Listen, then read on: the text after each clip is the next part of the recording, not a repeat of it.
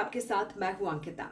देश के केंद्रीय कर्मचारियों में खुशी का माहौल है। नए साल के मौके पर उन्हें केंद्र सरकार से जबरदस्त तोहफा मिला है। मोदी सरकार ने 8वें वेतन आयोग के गठन को मंजूरी दे दी है। बजट से पहले केंद्र सरकार के सभी कर्मचारियों के लिए ये एक बहुत बड़ी खुशखबरी है।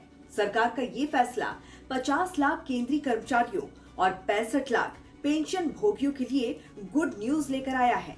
केंद्र सरकार के इस फैसले का असर दिल्ली में रह रहे 4 लाख केंद्रीय कर्मचारियों पर भी पड़ेगा।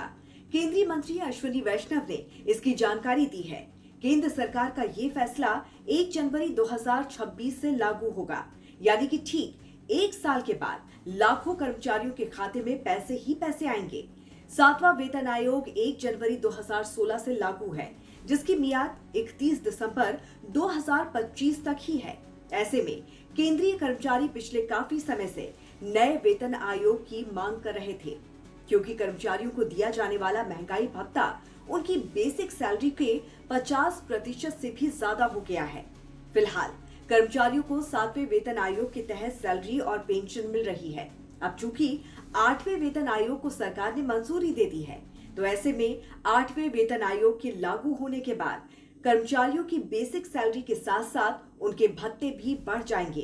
कर्मचारियों के साथ ही पेंशनर्स को मिलने वाली पेंशन में भी इजाफा हो जाएगा।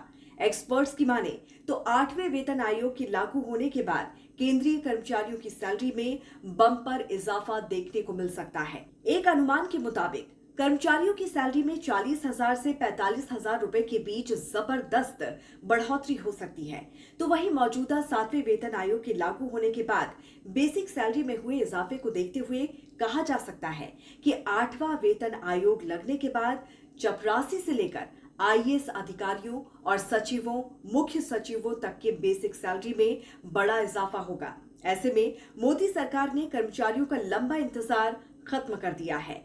अब आपको बताते हैं कि आखिर वेतन आयोग होता क्या है। तो वेतन आयोग एक हाई लेवल कमिटी होती है। इसमें वेतन, वित्त, इकोनॉमी, मानव संसाधन के एक्सपर्ट होते हैं। वेतन आयोग कर्मचारियों का वेतन और सेवानिवृत्ति कर्मचारियों की पेंशन तय करने के लिए कई पहलुओं पर गौर करता है।